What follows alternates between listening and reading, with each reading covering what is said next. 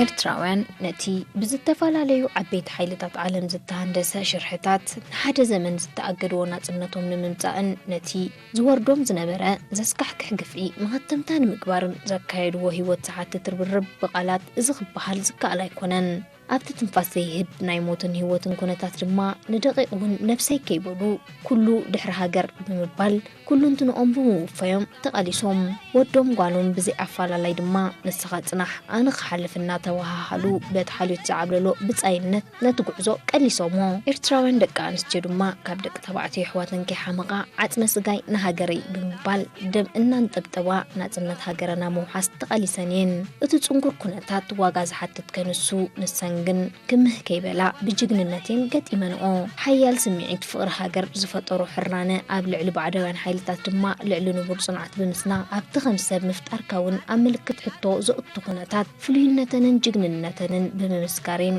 ክዕወታሉ ክኢለን።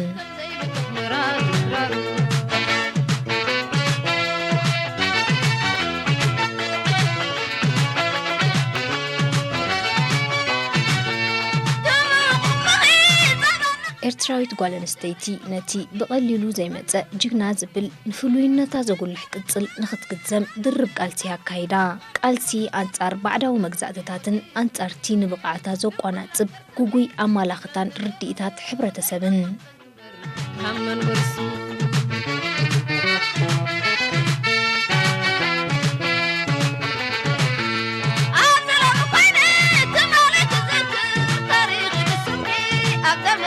በቲ ኣብ ልዕሊ ዝነበረ ጓል ኣንስተይቲ ኮይና ብምፍጣራ ጥራይ ንዓኣ ዘዳኽም ጉጉይ ኣባታዊ እምነት ድማ ከም ምልእቲ ፍጥረት ዘይኮነትስ ከም መምላእታ ሕብረተሰብ እያ ትቁጸር ዝነበረት። ዝኾነ ሕቶ ይኹን ርእይቶኣን ሓሳባታን ከየቕረበት ብታባዕታይ ኣካል ዝተወሰነላ ህይወት ንኽትነብር ዕጫ ይኸውን። ማዕረ ሓዋ ንኽትመሃርን ደገ ክትወፅእን እሞ ዘይሕሰብ ዛዕባ እዩ። በቲ ዝነበረ ዝኣኸለት ጓልካ ንዝብሃባ ዝብል ጉጉይ እምንቶ ጌና መዓንጠ ከይቆጸረት ነቲ ስድራ ዝመረጹላ ትምርዖ ድሌታታ ኩሉ ሳዕ ተጎሲዩ ይሓልፍ። ኣብቲ ዝመስረተቶ ሓዳር እውን ብጭቕ ዘይትብለሉ ብነዊሕ ገመድ እትእሰር ዕስብቲ ትኸውን። ሓሲምዋ ሓሲብን ንኸይትብል ድማ ኩልኹም ቅቡል ወሲዳ ትሳለ ኣካላውን ኣእምራውን ፀቕጢ ዘለዋ ፍጥርቲ ኮይና ድማ ትነብር። ካብታ ክትውለድ ከላ ኣትሒስካ ሕጂ ታሪክ ምልሲልካ መፅሓፍቲ ገለን ተሪኢኻ እንተንቢብካ ብፍላይ ዝማሕበሩን ሓያሎ መፅናዕትታት ይገብር ስለ ዝነበረ ዋላ ወዲ እንድሕር ኣደ ወሊዳ ኣብ ሚሕን ሰፍእን ይቕበልኦተን ኣዴታት ሕጂ ተቐቢለን ንዕኡ ኣብ ድኹዒ የቐምጦ ማለት እዩ። ጓል እንተተወሊዳ ግን ኣብ መንፊት ይቕበላ ሕጂ መንፊት ኣብቲ ውሻጥ እያ ተኣቱ እኽልያ ትነብየላ ሚሐሰፍ እቲ ኮይኑ ግን ኣብቲ ዓውዲ የድሊ እዩ። ስለዚ እዚ ዝውለድ ዘሎስ ቀጻልነት ናይ ስድራ የረጋግጻሉ ዝብል እሙንቶ ኣብቲ ሕብረተሰብ ስሱር ሰዲዱ ማለት እዩ። ሕጂ ክፍጥር ምስ በለት እታ ቆልዓስ كابتي عللات حسكا مجلس حجوس زلو جميركا كتقبلها خلخات حسكا جلس اسخي وشات أخي إتي وسانة بوخات عبي بوخات خيد مالتي بزين عندها تململت كتمت إذا قلع خبطات ولدات حزا دحرون كتمرعو خلا مسدنقلن أتعني حدا أتعني حتى انت بهايلون مسجزم تأساسر بزح تقطي قبل علزا منسيون كور تنحي كم قبولك أقوسد تنحي مالتي حجي إزي قبل عندك أنستيو زفتر خاصياتات قليلة يكونن أبت حبرتسبون جزالسو نقول نسيتي ولا دم لحد أهالي وتقاتاتي لهم سدرا بيتات كم من قد دم تبهلا نتوم دتقات لهم سدرا بيت كتمرعو كبوا يقدروا دتوم سدرا مالتيو زا سبزي أحجي زخونة مسألة بالله كتفتح مسألة بالله كفي إنك تبلاي تقلني تيوم سدراون سلز تقتله نجأ سلزلا أدرع ناي كله زلوا سمعتات كوينا أبتجزا أقل قالت تكون مال زخانة مسألة بالله مالتي أتي مجمرة حرة سب مقعد ميروه بالله كلني ذيك نستوى وتسين كقال ساز بحال أبحان قولون سنبرة أي مثلاً ما نتوب بتدري أزنا بركي كل جزء وانا استيسن تاع أبجزا أفتحنا زي وزعنا له جزء خاني أبجزا هنا دا أساساً بري سراح وندرجا بزح ذيتنك أساس ولا زنا برد جزء حجز جزء زي حبرة سب وتأخذك على سبحان الله حنقولوا أي نبارون ده حريو ده عندنا قيدو قال اسكن زخنة بدي بالتي دك أنستيو حدا اتي مجزأتاوي سرعتات ولا قدم لك خبط ورارات حسكي ترينا يو دك أنستيو بعقمن يساتفان يرنن بعقمن يساتفان يرنن انبيتاون يريان يرنن انت بدرفي انت بزيما بتز قبرو زنبرا من كسر أسون ولا اتهم دك تبعتيو حبو غيرهم نزرع عمت نخبدهون حيلي ويدرغيت يفتران يرنين دك نسي أب كل زز حلفنا هيوت اندحرق خيو ترى دك نسيو قليل أي نبرن من هالبات بعمقت تعنيعو كسنة تطبقوا كانتواني حلف الكترقبيو زانتاتات جن قليل يكونني أنت بدرف مسيلان أنت بوقس أمسيلان أنت قلا أمسيلان نتزل له كنتات كانت أبارق أي فتنان يرني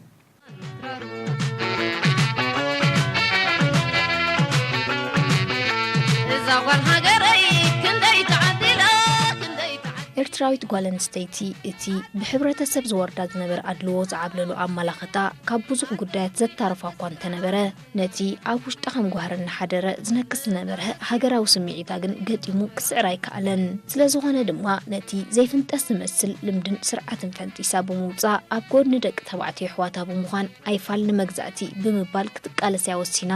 እንተኾነ ሕጂ እውን ኣብቲ ሃገራውነታ ከተመስክረሉ መግዛእቲ ካብ ስሩ ምሒኻ ንብቡቋስ ዝተፀንበረቶ ሰውራውን እንተኾነ ትብዓታ ተፃወርነታ ብቕዓታ ኣመልክት ሕቶ ከኣቱ ተራእዩ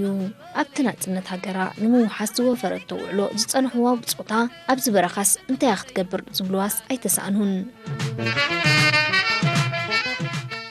ሕጂ ኣብቲ መጀመርያ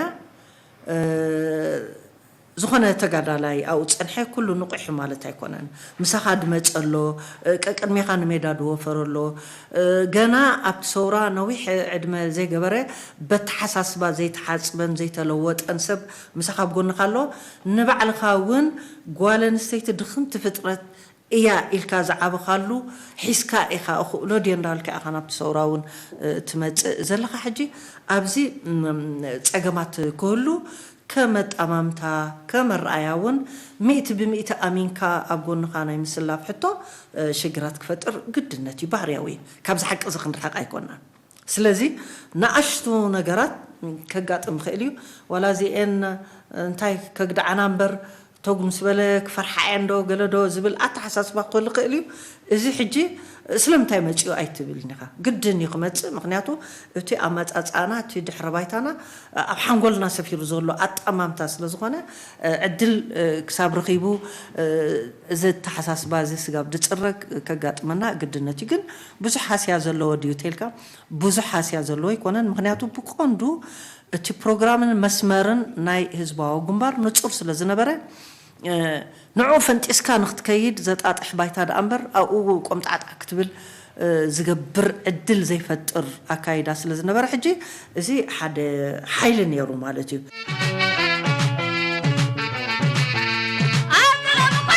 ኤርትራዊት ጓል ኣንስተይቲ ዋላ እኳ ኢዳ ዘይትህብ ተቓላሲትን ሓቦኛን ትኹን ኣብቲ ዝጀመረቶ ጉዕዞ ንናጽነት ሃገራን መሰላን ግን ታራ ህዝባዊ ግንባር እውን ብቓላት እዚ ኢልካ ክግለጽ ዝከኣል ኣይኮነን እዚ ውድብ ደቂ ኣንስትዮ ፍርቂ ኣካል ሕብረተሰብ ምዃነን ብኣጋ ስለ ዝተረድአ ነቲ ብቕዓትን ዘዳኽም ጉጉይ ኣመላኽታ ሕብረተሰብ ንምቕያር ሰሪሑ እዩ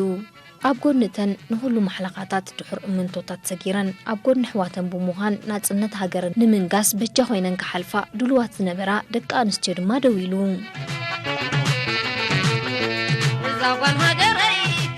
ስራحي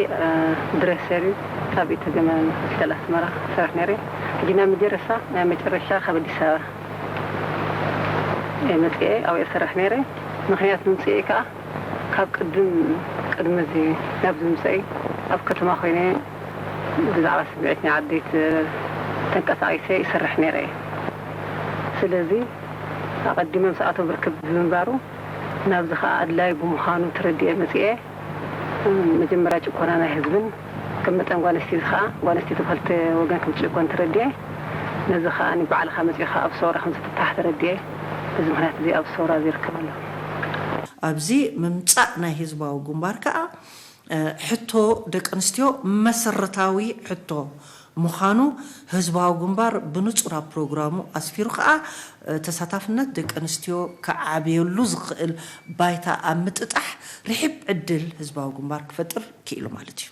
معناتو امنتو ناي حزباو غمبار بزي تساتفنت دقنستيو صورا اب عوت كبصح ايكلني زبل امنت غيرو ازيو غسكيسلو مالتي سلازي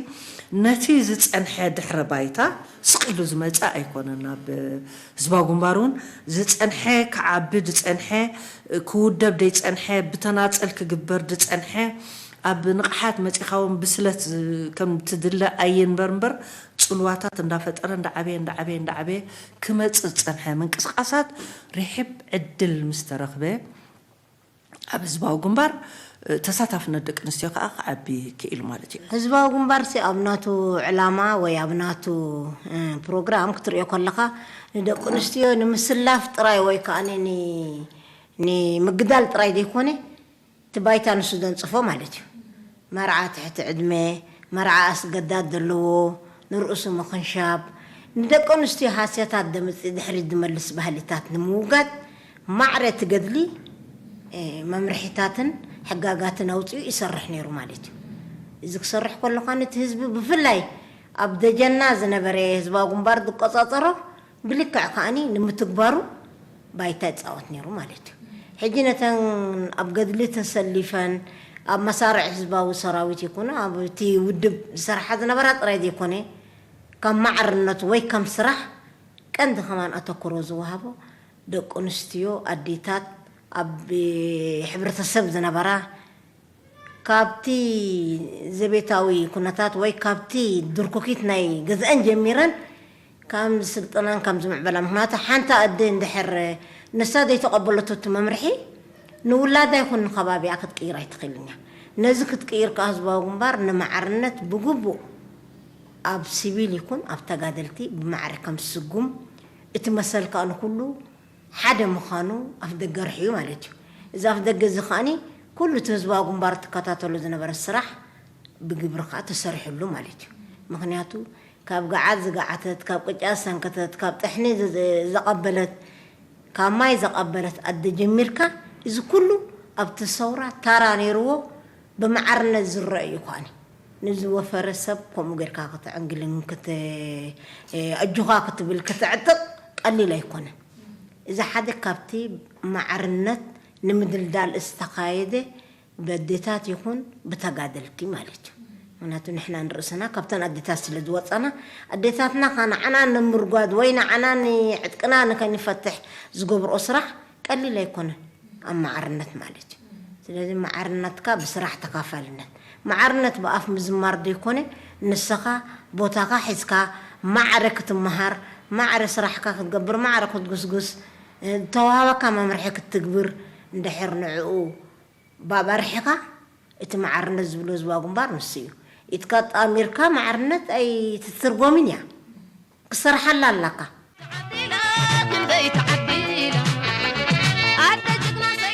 ህዝባዊ ግንባር ሓርነት ኤርትራ ኣብ ኩሉ መድያት ንቕሓት ዝነበሮ ውድብ ኣብ ርእሲ ምንባሩ ዕላምኡ ማሕበራዊ ፍትሒ ንምንጋስ እውን እዩ ነይሩ ጉዳይ ደቂ ኣንስትዮን ጉዳይ ሕብረተሰብን ሃገርን ስለ ዝኾነ ኣብ ጉዳይ መሰልን ማዕርነትን ደቂ ኣንስትዮ ዝነበሮ ንጹር መርገፂ ንግብራውነት ዝሓንፅጾ ፕሮግራማትን ዘካይዶ ዝነበረ ሓያል ፖለቲካዊ ስራሕን ዘተባብዕ ባይታ ፈጢሩ እዩ ስለ ዝኾነ ድማ እዩ ካብ 1977 ክሳብ 1987 ኣብ ዝነበረ ግዜ ዋሕቲ ደቂ ኣንስትዮ ናብ ሰውራ ቀጻሊ ዝኾነ ንማዕርነት ኣመልኪቱ ኣብቲ ኣብ 1977 ዘውፅኦ ኣብ 1987 ኣብ ካልኣይ ሓድነታዊ ጉባኤ ድማ ዳግም ዘነጸሮ ሃገራዊ ዴሞክራሲያዊ ፕሮግራም ድማ ንደቂ ኣንስትዮ ኣመልኪቱ እዚ ዝስዕብ ሕግጋት ይጽድቁ ደቂ ኣንስትዮ ኣብቲ ኣንጻር ባዕዳዊ ወራራዊ ማሕበራዊ ምቅያርን ንምምጻእ ዝግበር ቃልሲ ዝሳተፋሉ ማሕበር ምምዕባል ኣብ ዘቤታዊ ስራሕ ከይተወሰና ፖለቲካውን ባህላውን ኢደ ጥበባውን ደረጃን ንኸማዕብላ ሰፊሕ መደብ ምውፃእ ኣብ ፖለቲካን ቁጠባን ባህልን ማሕበራዊ ህይወትን ምስ ደቂ ተባዕትዮ ሙሉእ ናይ ማዕርነት መሰል መሃብ ንተመሳሳሊ ስራሕ ድማ ማዕረ ደሞዝ ምኽፋል መሰል ደቂ ኣንስትዮ ዝሕሉ ናይ መርዓን ቤተሰብ ምምሕዳርን ሕጊ ምሕጋግ መሪሕነት ናይ ህዝብን ኣገልግሎትን ደቂ ኣንስትዮ ዝበዝሓሉን ዝድንፈዓሉን መደባት ምውፃእን ካልእን ዝብል ንብቕዓትን ከንፀባርቃሉ ዝኽእላ ባይታዩ ፈጢሩለን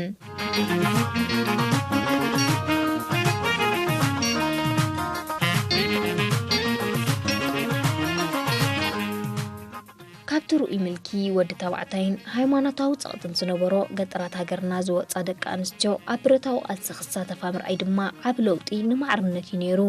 ክሳብ ናጽነት ኣብ ዝነበረ ግዜ ድማ ቁጥርተን ኣብ ኩሉ ክፍልታት ህዝባዊ ግንባር ተመዲበን ማዕረ ደቂ ተባዕትዮ ኣብ ሜዳ ዝጋደላ ዝነበራ ጀጋኑ ደቂ ኣንስትዮ 30 ሚእታዊት በጽሐ ኤርትራዊት ጓል ኣንስተይቲ ኣብቲ ንመሰላን ናጽነት ሃገራን ክትቃለሰሉ ዝወፅት ሰውራ ማዕርነታ ንኸተረጋግጽ ብዝተገብረላ ደገፍ ከም መመላእታ ዘይኮነተስ ከም ኣካል ፍርቂ ሕብረተሰብ ምዃና ተኣሚኑላ እዩ እዚ ድማ ሓደ ጎና ሩፍ ምባል ነቲ ማዕርነት ብስራሕ ተኻፋልነት ዝብል ጭርሖ ብግብሪ ንምምስካር ማዕረ ደቂ ተባዕትዮ ጎያን ተቃሊሳን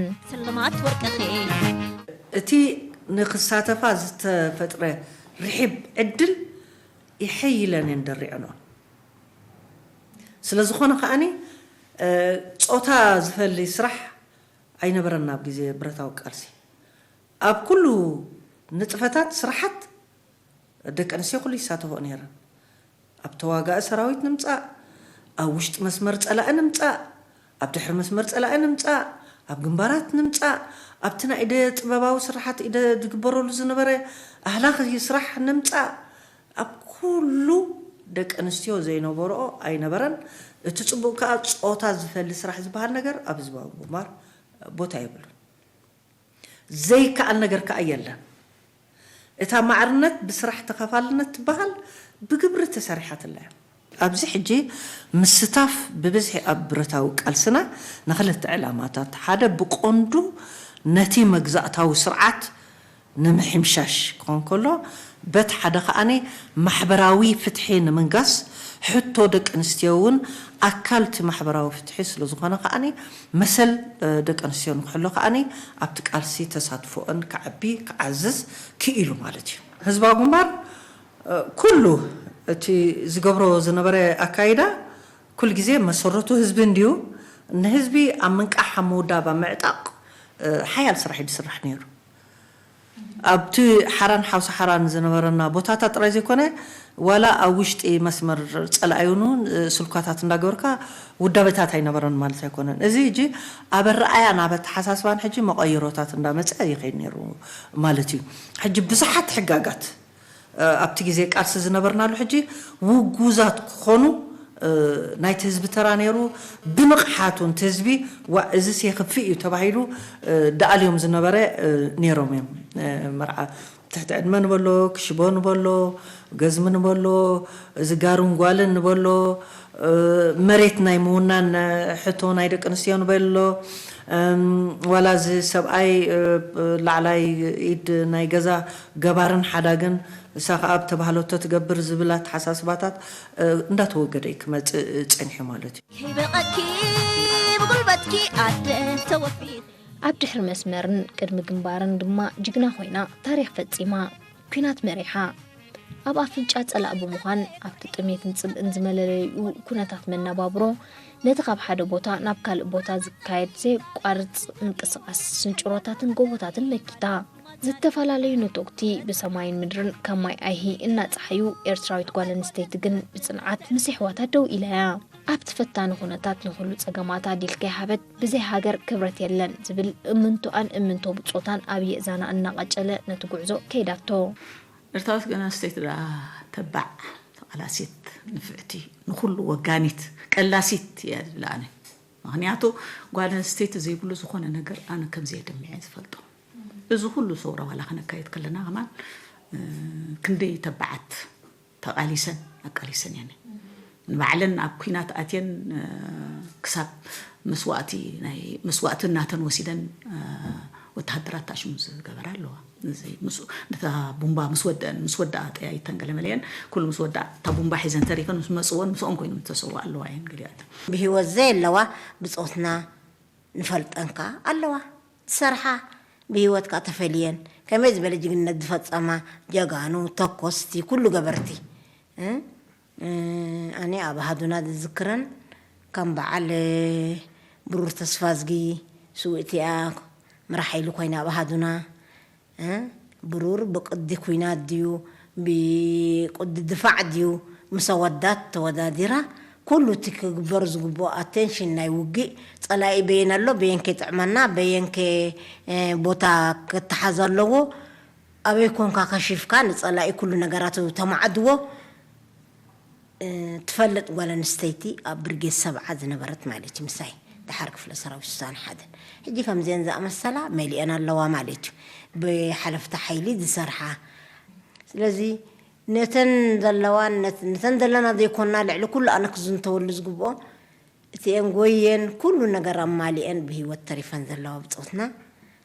السنك ذكرى زياده يدلاني ابقالسي مغنياتو ناتن سرتي زهاجر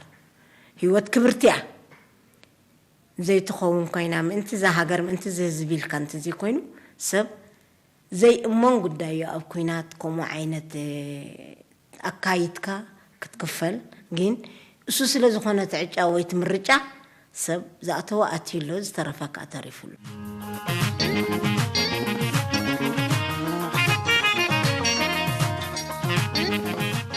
ኣብ ኩሉ ነት ሰውራን ምድንፋዕ ዝካየድ ዝነበረ ንጥፈታት ድማ ማዕረነት ብስራሕ ተኸፋልነት ብግብሪ ኣረጋጊጻ ኤርትራዊት ጓል ኣንስተይቲ ኣበያሞ ኢዳ ዝሐወሰትን ጉልበታ ዝበቐቐትን ዋላውን በትንቡር ልዕሊ ኣካላዊ ብቕዓታ ክኸውን ኣብ ዝግባእ ተፈላለየ ዓውድታት ኣቕመዩ ብምባል ሰሪሓ ኣብ ተዋጋእ ሰራዊትን ኣብ ዝተፈላለዩ ንሰውራ ብኩሉ መዳያት ንምድጋፍ ዝካየድ ዝነበረ ዓውድታትን ብዘይ ኣፈላላይ ጾታ ሰሪሓ ኣብ ኢንዱስትሪ ጥዕና ህንፃ ሕርሻዊ ንጥፈታት ኤሌክትሮኒክ ፋይናንስን መራኸቢታትን ምምራሕ ከበድቲ ማሽነሪታት ጋራጅ ኮታስ ኣብ ኩሉ መዳይ ሓርነት ኤርትራ ኩሉ ንምግባር ሰሪሓ ንኣብነት ኣብ ድሕሪ መስመርን ሓራ መሬትን ሰርሓ ተጋደልቲ ዴታት ኣብ ኩሉ ማእተታዊ ንጥፈታት ይሳተፋ ኣብ ኩናት ከም ተደረበ ሓይሊ ሰርሓ ኣዴታት ብምዃኑን ኣብ ቤት ትምህርቲ ሰውራ ከም ኣለይትን መምሃራንን ኮይነን ይዓያ ኣብ ጋራጅ ኣለዋ ኣብ ምልክት ኣለዋ ኣብ ዜና ኣለዋ እቲ ኣሎ ኣብ ክፍሊ ህዝቢ ኣለዋ ኣብቲ ኣሎ ዝበሃል ክፍላት ናይ ታሽሙ ኣብ ኩሉ ኣለዋ ኣብ ኩሉ ኸ ኣድማዕ ስራሕ ደቂ ኣንስትዮ ዘይብሉ ወልሓንቲ ታሽሙ ይብሉ ትርጉም የብሉን أزينا تاريخين لك أتذكرتهم كله بمولو يمالو. أب كفل هزبي مودة بنتاش مقبرن زيادة عن كمان تاش مقبر يملكت. أب جراج كالك كم مكاين دين دعريا دلوا باتلامي راديو قلت زقبر زخاني بمولو يكايدو. إذا حجي كاب 7 شو عتن قلي أب جراج تمدي من شعوب صحات نسيان مالتيو. دك أنستيو ممهران كوينن. ደቁንስትዮ ኣብ ድሕሪ መስመር ኣብቲ ሓይልታት ዘይከታተሉ ቦታ ኣብዚ ድሕሪ መስመር ከም መምሃራን ኮይኖም ዘመት ቆልዑ ቤት ትምህርቲ ሰውራ ኣለይቲአን ሓፀብቲአን ወገንቲአን ኩሉ ነገር ንውጉእ ክኸውን ዝኽእል ምክንያቱ ህዝባዊ ግንባር ካልእ ሰራዊት ካብ ደገ ዝትክኦ የብሉን እዚ ውጉእ ሓዊ እዩ እንደገና ተመሊሱ ብረት ዘልዕል ከምኣ ስለ ዝኾነ ውጉእካ ኣባኻ ዝበፅሐ ወይ ሕሙምካ ካብ ኢትካ ክወፅእ ወይ ክመተካ ኣይትደሊናኻ ብዝከኣለካ ደም ሂብካ ድዩ ኣባላትና በዚ ይዋግኡ በዚ ንውግኣት የልዕሉ በዚ ከዓ ደም ንወስደሎም ምክንያቱ ባንክ ደም የለን ካብቶም ትሕክሙ ካብኦም ይውሰድ ደም ክልተ ግዜ ኣብ ሓንቲ ኩናት ንወስደሎም ኣባላት ኣለዉ ምክንያቱ ምርጫ ይብልካን ነቲ ተወጊኡ ዘሎ ክተድሕን ማለት እዩ እዚ ቀሊል ኣይኮነን ኩሉ ትንጥፋታት ናይ ህዝባዊ ግንባር መምህርንኡ ድዩ ጀማሂሩ ድዩ ሕክምንኡ ድዩ ሃንዳስኡ ድዩ ህዝባዊ ግንባር ዘብኡ ዘቆመቶ ኣሃዱ ዘይነበረት ጓል ኣንስተይቲ የላን ኣብቲ ዝተውሃበ ዕማምካ ናኪሳት ትኸይድ ጓል ኣንስተይቲ እያ ኩላ ስለዚ ቀሊል ታራ ኣይተፃወታን ሳላ ከምኡ ዝኾነ ከኣኒ ወድን ጓልን ስለ ዘይተባሃለ ከዓ ኣብ ህዝባዊ ግንባር እቲ ገድሊ ተወዲኡ ፍሪኡ ከዓ ዝንሪኦ ዘለና እያ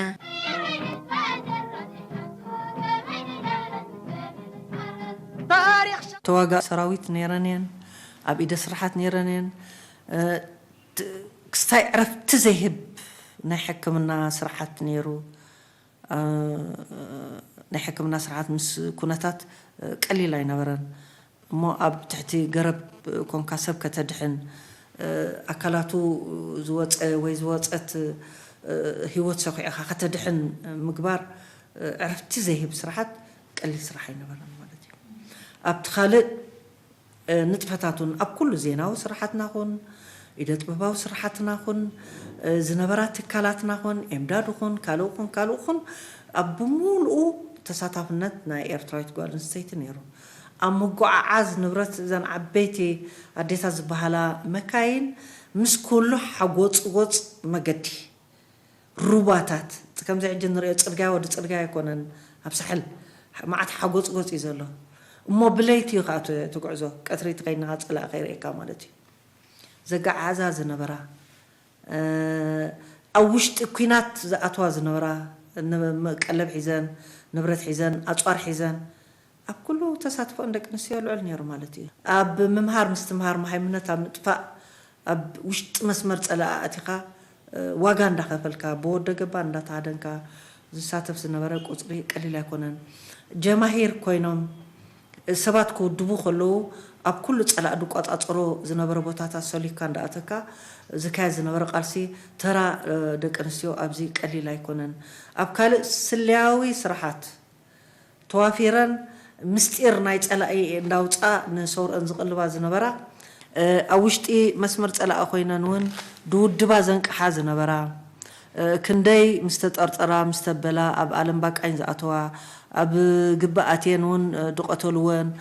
ገሊአን ዕድል ረኺበን ብሂወት ድብላ ግን ድሰንከላ ማህፀነን በልዮ ካልእ በልዮ ኣካላተን ዝጎደላ ካብ ሞት ጠቢዕን ዝወፃ ብዙሓት ደቂ ኣንስትዮ ኣለዋ ማለት ወላሂ ደቂ ኣንስትዮ ታርአን ኣብ ሜዳ ህዝባዊ ግንባር ኣብ ተዋጋኢ ሰራዊት ከም ሓለፍቲ ኮይነን ከዋግኣን ኣብቲ ክፍሊታት ወይን ብኡ መነፅር ሓላፍነት ተዋሂበን ከኣልያን ከብላን ካልእ ንስርዓተ ትምህርቲ ዝምልከት ከም ሕክምና ድዩ ከም መምህር ድዩ ከም ካልእ ድዩ ኩሉ ትብቲ ሜዳ ክሳተፍኦ ዝኽእላ ባይታ ፀሪጉ ንዝሃበን ነኺሰን ከዓኒ ሒዘን የበርክታ ማለት እዩ ወርቂ ሚሌን ኣዴና ናይ ሃገርና ሓበን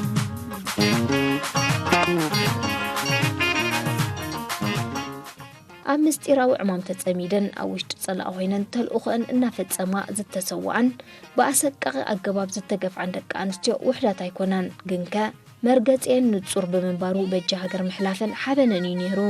ኣብ ስደት ዝነበራ ደቂ ኣንስትዮ ዋላ እውን ብኣካል እንተረሓቓ ብመንፈስን ግብረንሲ ተቓሊሰንን ከቢድ ናብራ ስደት ተፃዊረን ንነፍሰይ ከይበላ ኣብ ዝተፈላለየ ስራሓት ብምዕያይ ዝጠራቐምኦ ኣታዊ ናብ ውድብ እናሰደዳ ቁጠባዊ መዳይ ናይቲ ውድብ ንምድፋዕ ሰሪሐንን ንእስነተን ኣብ ስደት ዝበለየ ሃገረይ ክብረተይ ዝበላ ደቂ ኣንስትዮ ቁፅረን ውሕድ ኣይኮነን جي سدت مسكدا جن مبزحت أبزح هجرات عرب جلز نبرة عديتات مصورة قلتي فنين ركبات جيرن مالتي سلزي توديبن صورة زحيلولو عقمن زفقدو حاجزات عم بركات تتأميدن عندك نسيو كسب قسون أب هجرات أمريكا أوروبا أون ندال حامة كيد كيدو مالتي تسلواتات مستي سدت ندات أساسرة زرق زنبرة كسي مالتي جي إذا عندك نسيو زياتن ولا هزباو جمر أبتي تدخي ملو زنبرة وانا تبتي مجمريا مس مقامنا هزباو جمر زنبرو حصرتات عمملا أب سدت زنبرة عديتات نزاها قاف زي كملا معت عريتاتين جيرن مالتي እንዳ ዓበ ኣብ ዝኸደሉ ግዜ ከዓ ተወዳበታት ብመጠን እንዳሰብሐ ከይዱ ማለት እዩ ሓደ ካብኡ ሕጂ ዝገበርኦ እዚ ናይ ሞዴስ ሽግር ናይ ደቂ ኣንስትዮ ክፍታሕ ምንቴ ማሽን የሰዲደን ኣሰራ ስጋ ሕጂ ምሳና ኣሎ ስጋ ሕጂ ሳይኻ ተገልግለና ፀኒሓ እንዳፀገና እንዳፀጋገና ኣብ ፋብሪካና ኣላ ንሕና ኢና ተረኪብና ድሕርና ፅነት ሕጂ መዚም ክትኣቱ ዝግባእ እዩ ብዙሕ ክስተያት ኣለዋ ምስ ዘመናዊ ዝመፅእ ዘሎ ቴክኖሎጂ እውን እቲ ሞዴስ ምትዕራይ ዘድልዮ ተኪኣታላ ማሽን ማለት እዩ ግን ስጋ ብሕጂ ከተሳልየና ድፀንሐት ኣሰርናተን እያ ማለት እዩ زين أب دياسبورا زنورا دك أنسيو زتخلق أتكال كرس خوينا حاولت خويناها زساقا قرتنا يا مالتي أبتخالق وانت مسا سالي صورة بزحيلين خقتصل كقبر أزقب أن وتسيتات نداوتا تعرتات ندا كايدا زبزحة كندزي أنا قرديت ريا ولادون دي ولدا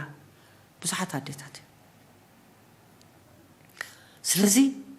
جنزبن ترازي كونه أنكو لا يمهاتسنن وفيني جزي قليل يكون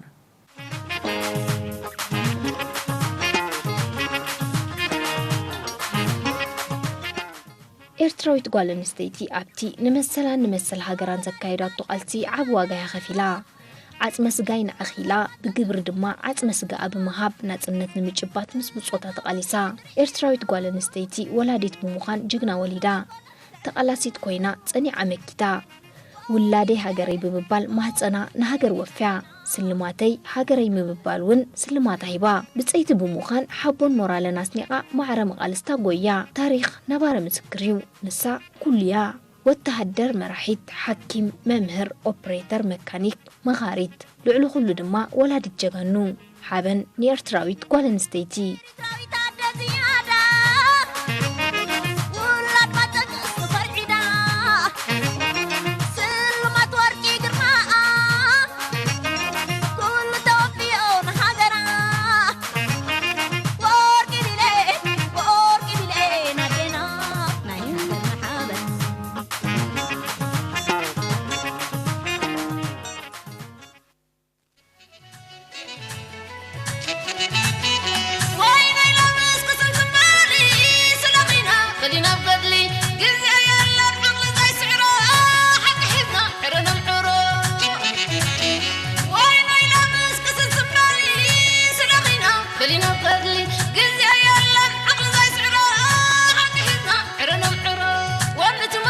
Apa tu